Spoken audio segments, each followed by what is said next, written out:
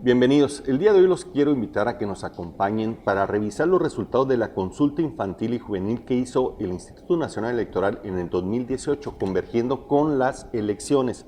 ¿Cuáles son los resultados para Hermosillo? Y para ello hemos invitado a dos personas que están dentro del instituto y que nos pueden hablar un poco más a profundidad de estos resultados. Quiero dar la bienvenida a Arlene Cabral, que es vocal ejecutiva de la Junta Distrital número 5 de aquí de Hermosillo, del INE. Arlene, bienvenida. Muchas gracias. Encantado de tenerte aquí con nosotros.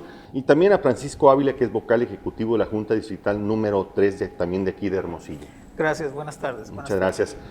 Arlene, si me quieres platicar, ¿de qué se trata esta consulta? Entiendo que el día de la elección, pasado junio del 2018, se dio en paralelo unas mesas para que los niños y los jóvenes que no tenían edad de votar, votaran también.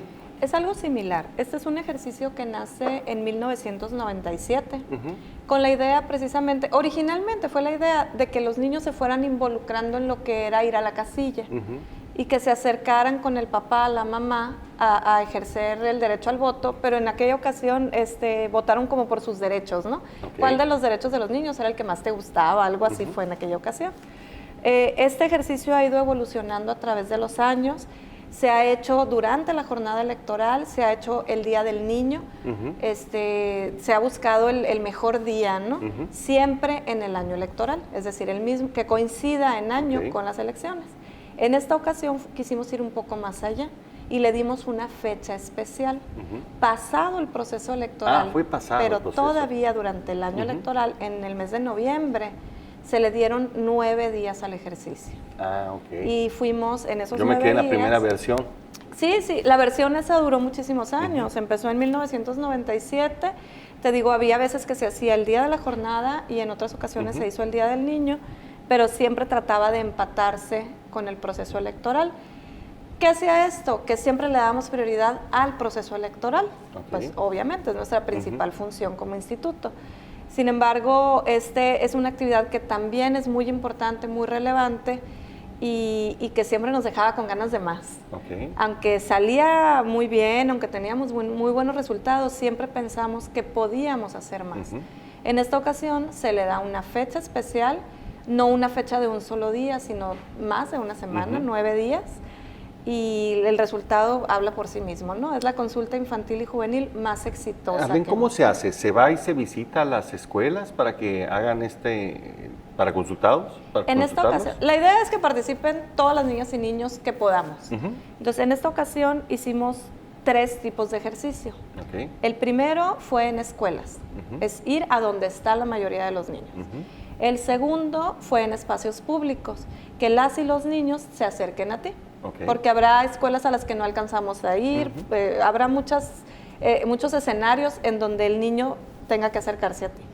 Y un tercer escenario que para mí fue mi favorito, le puedo llamar, es el que más me trajo satisfacciones a nivel personal, le llamamos casilla itinerante. Es una casilla que fue a lugares en donde también hay niñez, pero en condiciones vulnerables. En este caso, casas hogar, hospitales, instituciones, no escuelas de educación especial, sino instituciones que tratan niños con alguna discapacidad o con alguna situación de vulnerabilidad. ¿Y se les entrevistaba o se les entregaba algún tipo de documento que ellos iban llenando? Es un documento, es una encuesta anónima que ellos llenan ya sea en papel o otra innovación que tuvimos este año fue de manera digital por medio de unos celulares en donde les preguntamos a las niñas y niños varias cosas sobre su vida diaria. Es muy amigable. Preguntas como, por ejemplo, ¿a qué juegas? Las niñas pueden jugar con muñecas, los niños pueden jugar con muñecas o cualquiera puede jugar con muñecas. Dependiendo del rango de edad iba subiendo un poco no vamos a decir dificultad, sino el tema de la pregunta, la profundidad de la pregunta, pero todas estaban relacionadas con cómo es su vida diaria. Y Francisco, ¿cuáles fueron los resultados? Me decías que había habido una buena participación, ¿no? Sí, bastante buena. De hecho, se esperaba una participación de 4 millones de niñas, niños y adolescentes y llegamos a 5 millones 170 y tantos mil. ¿Y cuánto representan sobre el total? En datos del Consejo Nacional de Población representa alrededor del 22% de todas las personas, Pues niñas, niños y adolescentes de ese rango de edad. Es bastante considerable. Para una encuesta es una muestra muy grande. ¿Y cuál fue, digamos, la reacción de estos niños y estos jóvenes? O sea, ¿sí les interesa? Porque ya ves que hay mucha discusión si que los millennials les interesa o no la participación, si se involucran o no en los temas públicos. Yo en lo personal tengo mi hipótesis y yo digo que sí. Lo que pasa es que les interesa en lo que ellos les gusta, no les interesa en lo que no creen. En este caso, pues por lo que veo, sí hubo interés. Sí hubo interés y tratamos además de despertarlo más yendo a las escuelas, no solamente esperando a que ellos vinieran. En nuestros lugares ubicados en espacios públicos hubo muchos niños que se acercaban jalando al papá, ¿no? Llévame, llévame. Y en las escuelas recibimos una participación muy alta, a pesar de que el niño o él o el adolescente bien pudieron haber no participado o llenado mal la boleta, rayonearla como aparece en otros casos. Por ejemplo, ¿los padres tenían que autorizar esta consulta o lo pueden hacer los niños y jóvenes con el solo deseo expresado de participar? Hubo niñas y niños que se acercaron por sí solos, otros los llevaron sus papás y algunos confesaron. Porque preguntaron de todo, ¿eh? Y sí, algunos algunos padres podrían tener reservas porque eventualmente podrían salir ahí. Sí, uno que otro, aunque es anónima, pero digo.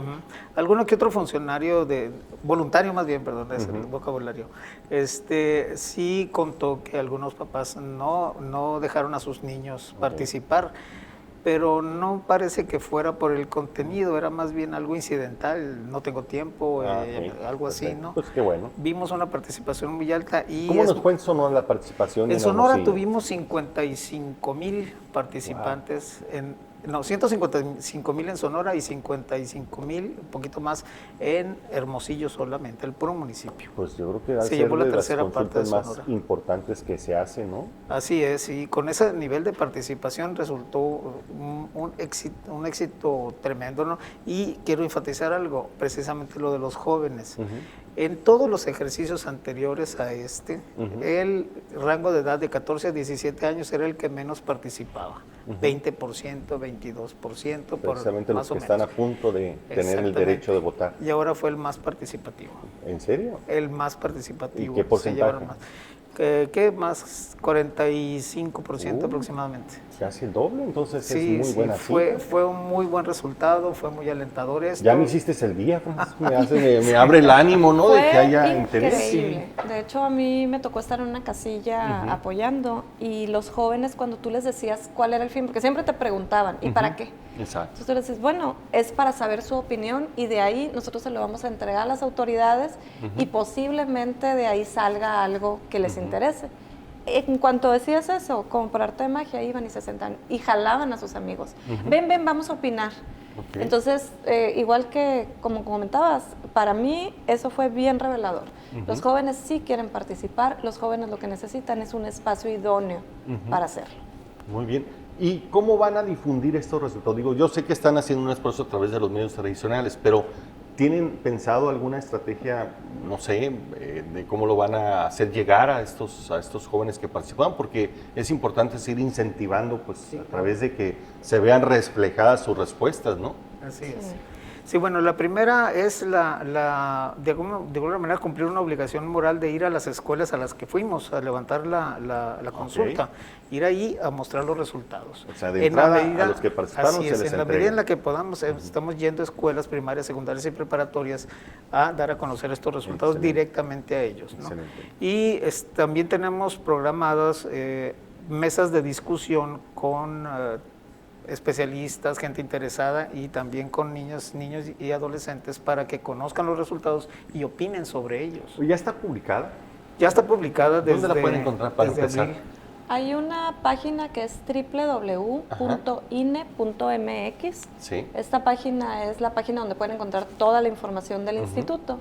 Ahí buscarían Consulta Infantil y Juvenil 2018 y lo primero que les va a aparecer es un reporte de resultados, un informe general a nivel nacional. Agregado. Este es como una especie de libro con los hallazgos más interesantes, más relevantes.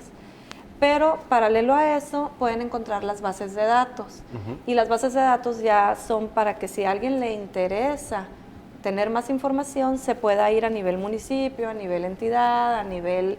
¿Hasta qué grado menor está desagregado? Llegaría hasta nivel casilla, pero tendríamos que saber qué casilla es cuál, porque viene con una nomenclatura interna, como las nombramos nosotros, que significa en qué espacio estaba ubicada. Claro. No trae el nombre precisamente para garantizar el anonimato de la Pero al menos a respuesta. nivel municipal es claramente identificable y a nivel distrital también.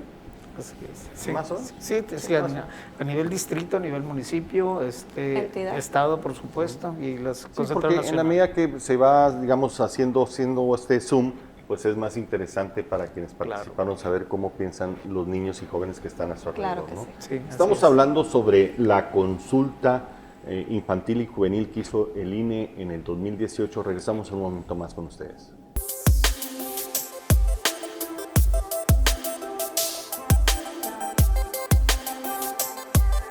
Muy bien, estamos de regreso, estamos hablando de esta consulta infantil y juvenil 2019 que hizo el Instituto Nacional Electoral y que es muy interesante y nos están compartiendo funcionarios del INE resultados del caso de Hermosillo.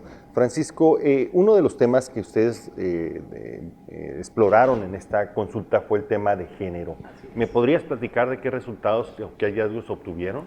Bien. El eje transversal de la consulta era precisamente la perspectiva de género. Entonces exploramos en los 3 rangos de edad que teníamos, 6 a 9, 10 a 13 y 14 a 17, cómo perciben niñas, niños y adolescentes el trato diferenciado por género y su perspectiva de género. Entonces encontramos cosas interesantes. Por ejemplo, a nivel... Ya estaríamos hablando del caso de Hermosillo. Ya, ¿verdad? sí, los tenemos por caso de Hermosillo, aunque son muy similares los resultados a los datos nacionales. Niñas y niños de las edades más pequeñas perciben que el trato es más diferenciado para niñas y niños. Por ejemplo, dicen que en sus casas sus papás consideran que las niñas son más obedientes o que hay que cuidarlas más, que los niños son más traviesos, que se les regaña más. Y conforme se va aumentando la edad, esa perspectiva o esa percepción de trato diferenciado va disminuyendo. Ya los adolescentes perciben que son o que pueden comportarse de manera igualitaria o que pueden ser tratados de manera igualitaria. Hay, por ejemplo, una pregunta clara y dice, si pudieras votar en este momento, ¿por quién votarías para la presidencia de la República? En general, los niños diferencian más sus respuestas, algunos responden por hombre o por mujer, pero en las edades más altas la respuesta de por cualquiera de los dos es mucho más frecuente, es mucho más alta. Eso implica que ya los adolescentes están percibiendo que el trato no está diferenciado por el género. Pues pareciera ser que el factor que está diferenciando no es, digamos, la familia, sino la propia educación que va abriendo esta perspectiva más equilibrada de género en el tiempo, Sí, ¿no? exactamente, y la madurez también de la persona que está viendo que puede haber un trato más igualitario entre ambos géneros. Así es. Arlene, ¿qué otros resultados obtuvimos en materia de género? En materia de género tuvimos varios muy reveladores. Por ejemplo, el mismo de quién puede gobernar se les hizo también para quién puede mandar en un trabajo. Y ese fue para mí muy interesante porque igual, entre mayor edad tenían, más coincidían en que cualquiera de los dos podría ser el jefe o la jefa. Sin embargo, a menor edad, las niñas se tendían más a pensar que las mujeres debían mandar en los trabajos y los niños a pensar que los hombres. Pero siempre ese fue en el de presidencia, en el del trabajo, pensaban todos que el hombre. O sea, a menor edad crecía un poco que un hombre podía mandar, aunque la inmensa mayoría en los 3 rangos de edad, arriba del 60%, dijeron que podía ser mujer u hombre. Pero a mí me llama la atención la diferencia entre ocupar un cargo de elección popular y el ser el jefe en un trabajo. Igual en la casa. En la casa pasa lo opuesto. Igual, a mayor edad, más equidad, todos vamos coincidiendo, arriba del 70% dicen que cualquiera de los dos podría mandar en el hogar. En el rango de 10 a 13, arriba del 60%. En el rango de 6 a 9, el 50% piensa que cualquiera de los dos puede mandar en la casa. Pero eso que le vamos quitando al cualquiera de los dos, en todos los rangos se le suma a la mamá. Es decir, las y los niños piensan un poco más que la mamá debe mandar en la casa, aunque el porcentaje más amplio ya está pensando que cualquiera de los dos, lo cual es no solo es un hallazgo, es algo muy interesante muy revelador para las generaciones que vienen. ¿Qué podríamos concluir en materia de género de las preguntas y las respuestas que recibimos? Bueno, tal parece que lo que aprendemos sobre el género está fundamentalmente en la familia. Ahí es donde donde se genera la percepción inicial, que es la que va cambiando conforme viene la madurez, porque es en los rangos más de menor edad es donde se perciben mayores diferencias en ese sentido, donde las opiniones son más tendientes hacia los estereotipos comunes, y esos van cambiando conforme la edad aumenta, y además en la escuela también es un factor bien importante para el trato que recibe el niño y la niña, y van ellos percibiendo que pueden ser más igualitarios. Siempre las edades inferiores en la escuela siguen un comportamiento todavía muy diferenciado, y ese va cambiando conforme la edad va aumentando, aún en la primaria. O sea, entre los 10 ¿Podríamos años decir que en Hermosillo hay, digamos, una buena equilibrio en materia de perspectiva de género? Yo pienso que hay muchos avances. Ese es el resultado de los datos duros. Esa es una de las bondades de la consulta, nos da datos duros. ¿Qué perciben las niñas, los niños y los adolescentes? Esto es lo que perciben, al menos es lo que nos dicen que perciben. Y perciben cierta equidad. Todavía hay que avanzar, porque todavía hay temas en donde, como decía el ingeniero, en cuanto a que los niños perciben que las maestras y los maestros los consideran a ellos más atrevidos o más valientes, pero a las niñas más inteligentes o más responsables. Y las niñas consideran lo mismo, entonces eso es algo que pues es tarea de los maestros trabajar. Que hay que afinar. Entonces la bondad es esa, nos da datos duros que los expertos en la materia podrán trabajar para ver hasta dónde debemos avanzar para poder cambiar realidades que se deben de cambiar, y para poder trabajar también resultados que en un futuro cercano nos rindan frutos. Muy bien. Estamos hablando sobre la consulta infantil y juvenil que hizo el INE en el 2018, particularmente los resultados en Hermosillo. Vamos a regresar un momento más con ustedes.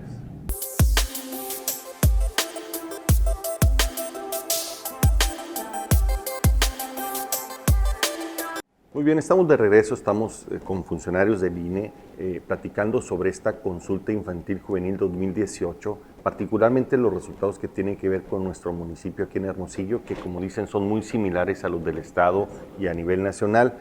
El otro tema que ustedes abordaron fue el tema, Arlene, de violencia y seguridad. ¿Qué encontraron en las preguntas? ¿Sí viven alguna situación de violencia? ¿Si hay una percepción de inseguridad, de inestabilidad entre los niños y los jóvenes? Sí. Las preguntas se basaron mucho en su entorno. Entonces eso de alguna manera nos da la percepción de su casa, de la escuela. Les preguntamos a los más grandes de la calle también, pero siempre en su entorno. Es decir, los niños alcanzan a percibir lo que percibimos los adultos.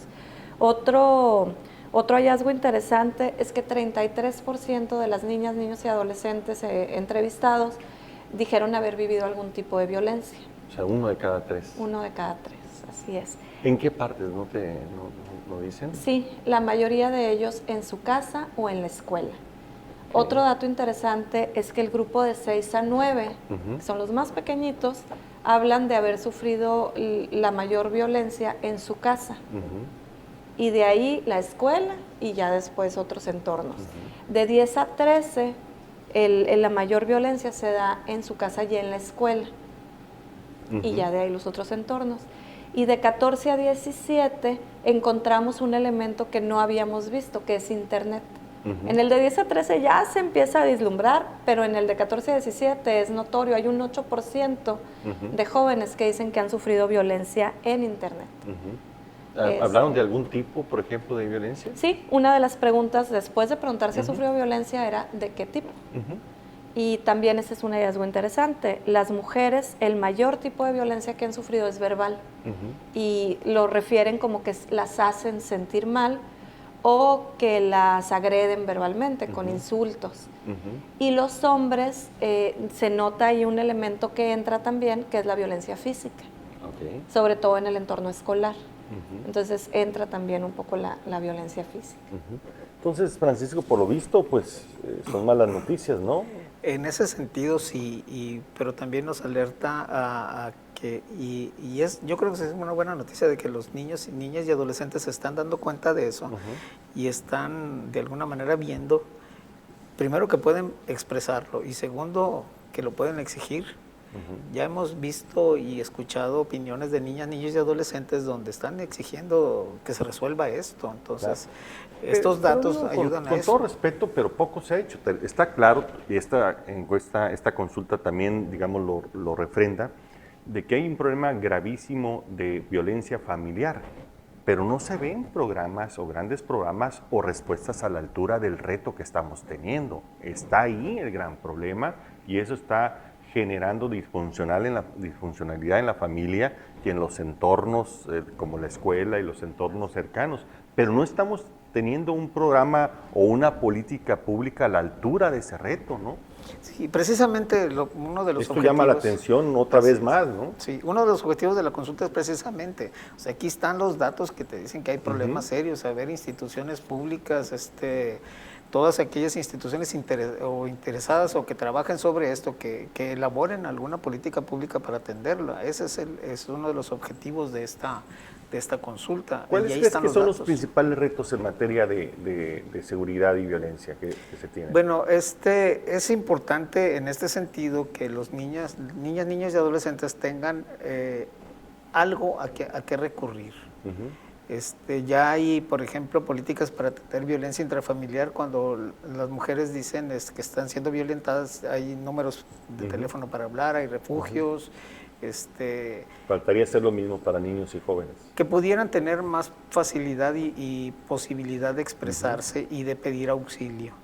Porque cuántas veces no nos hemos dado cuenta en las noticias de que hay niños que llevan años violentados. Habría que abrir más canales. Exactamente, que pudieran ellos recurrir a alguna... Y promover más los derechos entre ellos, ¿no? También se me hace que sí hay un esfuerzo ahí que falta, ¿no? De que tengan, aunque sean niños, aunque sean jóvenes, tienen derechos que tienen que ser respetados, ¿no? Exactamente, es una promoción que no solamente el INE ha hecho, sino muchas instituciones están Pero no ha metidas en ese permeado lo tema. suficiente, hay que dar más fortaleza a ese trabajo, ¿no? Yo creo que el primer gran logro de la consulta es que inmediatamente que se presentan los resultados, tanto la Cámara de Diputados a nivel federal como el Senado, como en el caso de las entidades, la Cámara de Diputados hace suyos los resultados y hace un compromiso por trabajar en ellos. Entonces, creo yo que ese es un gran primer logro. Claro. Con todo respeto dicho, ¿no? Con lo que significa, pues es un trabajar. gran logro, pero no vemos nosotros cuáles las acciones concretas que nos ayuden a cambiar esa realidad, ¿no? Y el problema es que estamos perdiendo, pues, el ánimo de niños y jóvenes. No pueden crecer, no pueden aprender igual, no se pueden desarrollar igual en un entorno violento o inseguro, ¿no? Es digamos, el derecho a la seguridad, a la tranquilidad, es el derecho básico que cualquier ser humano, y mucho más un niño, un joven desprotegido debería de tener, ¿no? Sí, jugar, tener acceso a una educación, alimentación, etcétera. Eso altera todo, ¿no? El esparcimiento es un derecho también para el niño se está acotando cada vez más porque ya no es tan fácil que un niño salga a jugar a la calle. Yo diría que esta es una fuerte llamada de atención a las autoridades y también a la propia sociedad de que algo tenemos que hacer. Si queremos cambiar esta situación que no nos gusta de inseguridad, estamos viendo que se está empezando, digamos que la causa que lo está provocando es este problema de violencia que se está viviendo en el entorno familiar y en el entorno de las escuelas, ¿no? Exactamente. Y ahorita lo dijiste muy claro, yo creo que una de las lecciones que nos dan las niñas, niños y jóvenes es que esto es tarea de todos, porque nos afecta a todos. Sí, sí, porque es muy fácil decir la autoridad, no, es de todos nosotros, ¿no? Exacto. Muchas de esas, la pregunta es ¿quiénes ponen los delincuentes? Los pone la sociedad, no lo ponen las autoridades. La sociedad lo pone y tenemos que, aunque nos duela, ser conscientes y desde ahí empezar a trabajar en cómo podemos cambiar esa realidad. Y en el caso de los niños y los jóvenes podríamos estar, digamos, cerrando las posibilidades de un desarrollo sano y alterándolo, que podría abrir puertas a otro tipo de problemas, la violencia, las adicciones, y perder la oportunidad de que se formen sanamente como es lo que aspirarían en un país como México, ¿no? Así es. Muy bien, estamos hablando sobre la consulta infantil y juvenil del INE 2018. Regresamos en un momento más con ustedes.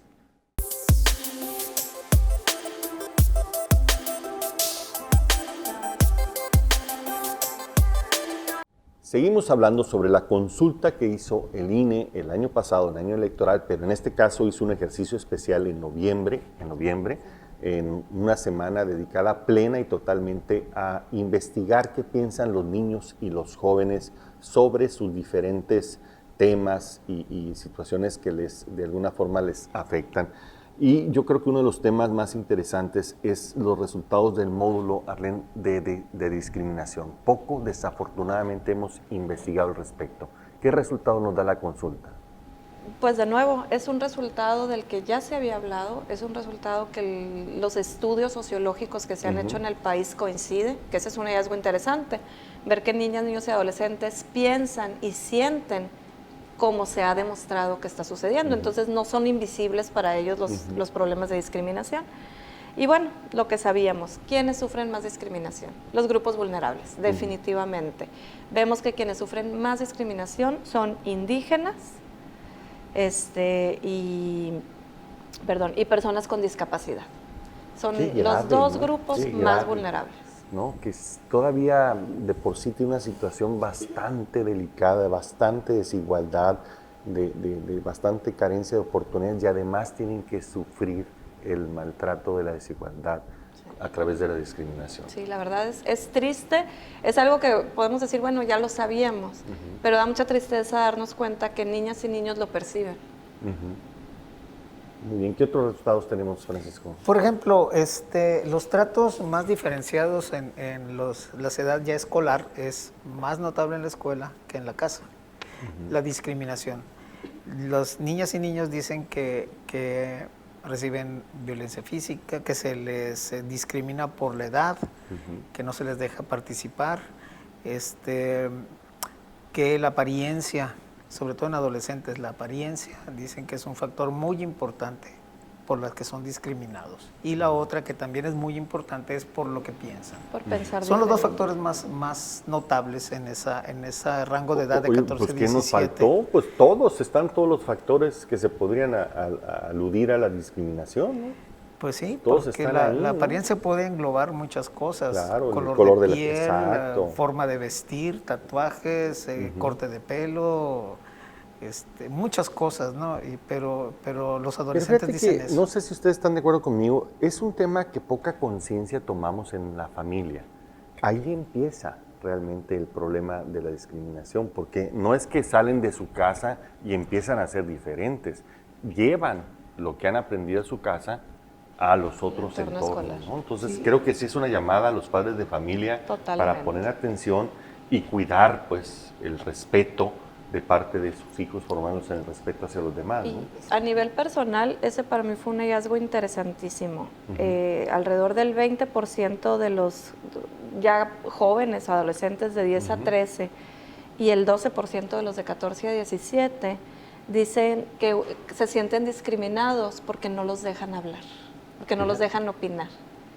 Entonces, para mí, eso, como mamá de preadolescente, eso para mí fue una revelación. Pero además es un golpazo a la democracia, ¿no? O sea, ¿cómo podemos hacer un país democrático si no respetamos los derechos mínimos de los niños y de los jóvenes a expresarse?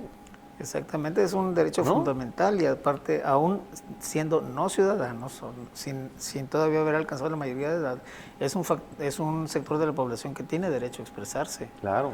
Y entonces el discriminar por eso está enseñando que se puede hacer. Y ese Por eso te digo que al ¿qué ser más adulto, faltó? Pues dijeron todo, o sea, se están apabullados nuestros niños y jóvenes, ¿no? Sí, realmente sí, y deberíamos nosotros estar apabullados por esos resultados. Exacto. Ahora la pregunta viene, ¿qué esperarían ustedes que pasara con estos resultados, con este ejercicio? Ya se lo entregan a las autoridades, se entregan a los poderes legislativos, no vemos todavía ninguna reacción, yo no he visto que ningún programa salga y diga, con base a los resultados de la consulta que hizo el INE, vamos a cambiar, o vamos a reenfocar, o vamos a complementar, o vamos a fortalecer, o vamos a quitar. ¿Qué esperarían? Ahora, ese es un trabajo que se va dando en etapas. Parecería muy lejano noviembre del año pasado para que no se haya dicho nada. Sin embargo, se ha dicho mucho. El poder, de alguna manera, estructurar más de 5 millones de opiniones en un montón de temas diferentes, porque ahorita hemos sacado muchísimas preguntas relevantes, poder estructurar todo eso en una base de datos. Arlene, eso me llevó parece un meses trabajo de fabuloso, trabajo. ¿no? Pero voy más allá. A ¿Cómo partir pasar de del ahí- diagnóstico a la corrección, pues? A partir de ahí nos toca a todos, como decíamos ahorita. El INE, ¿qué está haciendo? Bueno, nosotros como INE Hermosillo, en este caso, que somos los 2 distritos que representamos Hermosillo, pero en cada distrito del país estamos haciendo mesas de análisis, en donde, ¿qué vamos a hacer? Invitar gente que nosotros creemos que tiene ¿Cuándo interés. inician con ese ejercicio? Ya, el 25 vamos a empezar. 25. O sea, aquí en Hermosillo, Aquí hay en otros Hermosillo, distritos y en y otros van a ir estados anunciando en empezado. en Así otras es, ciudades. Sí. Exactamente, sí. Y ahí van a llamar a especialistas y autoridades y la idea es que empiecen ahí a salir acciones más concretas, ¿no? Exacto, trabajar en conjunto, acciones concretas, escuchando ¿qué? La voz de los niños, nada Claro. más. Porque yo creo que, si ustedes me lo permiten, uno de los temas más importantes o de las conclusiones más importantes de este ejercicio que ustedes hicieron como institución es ese llamado de alerta, ese urgente llamado de alerta que algo no está funcionando bien y que tenemos que corregir a tiempo. Claro. Y Todavía ese es el tenemos secreto, tiempo, a tiempo. estamos hablando de nuestro futuro, nuestros niños y jóvenes. Pero el tema no merece que se tarde más, es urgente una reacción. Así es lo que esperamos, ¿no? Los eventos estos que se han hecho de presentación, los eventos locales a nivel estado que se han hecho, han precisamente involucrado a las instituciones que desde la organización de la consulta empezaron a apoyarla claramente. Tenemos, por ejemplo, CIPINA, que desde nivel nacional participó en el diseño y la instrumentación de la consulta. Aquí instituciones como el Instituto Sonorense de las Mujeres, DIF, SEC tuvo una participación muy importante. Está involucrada en la difusión de estos resultados y los está tomando para analizar. Entendemos claramente de que no es muy fácil que una institución por sí misma modifique sus programas para de manera así muy inmediata incorpore datos. Perdón, mi querido Francisco, yo no sería tan generoso. Yo diría que es su obligación, Es obligación. o es entendemos, obligación sí. hacer los cambios que tenga que hacer para cumplir con su función. Sí, Al único eso que sí. están obligados a cumplir con su función. Exactamente. Y si esta consulta, los resultados, hablan de que hay que hacer correcciones, creo que es su obligación hacer las correcciones de forma inmediata, ¿no? Creo yo que en muchas de las instituciones que trabajan con niños hay gente muy comprometida y que efectivamente les vamos a dar un insumo con el que van a poder trabajar para mejorar de alguna manera algún programa. Entonces, me parece a mí que ya hay gente interesada, me parece que dentro de las instituciones hay gente que realmente tiene un interés muy honesto en trabajar estos temas. Entonces, ¿qué vamos a hacer ahora? Aprovechar el insumo. Pues yo no Así soy tan es. optimista como ustedes, permítanme que decirlo, y por algo muy sencillo, porque creo que estamos perdiendo la batalla. Al menos las cifras del crecimiento de la violencia y la inseguridad, el sentimiento de frustración, de impunidad, de que no se hace justicia en este país está creciendo y eso está haciendo que se pierda la fe y la confianza en las instituciones y eso puede ser un problema mayor. Yo sí creo que este tipo de información es una llamada urgente a tiempo para reaccionar y la reacción no puede tardar, tiene que ser rápida, tiene que ser contundente. Necesitamos hacer una alianza entre sociedad y autoridades para entrar al fondo de este tema desde nuestras casas, asumiendo como sociedad lo que nos corresponde como padres de familia, como partes de esta sociedad, que tenemos sí derechos, pero también obligaciones y empezar a ejercerlas, porque esto tiene que cambiar y va a cambiar solamente a partir de que nosotros tomemos el control de ello. Las buenas voluntades no están logrando absolutamente cambiar la realidad, y la realidad que tenemos no nos gusta. Lo que tenemos que hacer es pasar de la buena voluntad a las acciones concretas y hacerlas en forma conjunta. Sí, es el llamado que se está haciendo, pues integrarse, generar soluciones para estos resultados que estamos observando. Es el llamado que se ha hecho desde el Consejo General y desde toda la estructura del INE. No, pues felicidades por el esfuerzo. Arlene, muchas gracias. Al contrario, felicidades. muchísimas gracias por el espacio. Encantados. Francisco, muchas gracias. Gracias igualmente, gracias por el espacio. Aquí lo esperamos en la próxima ocasión. Gracias.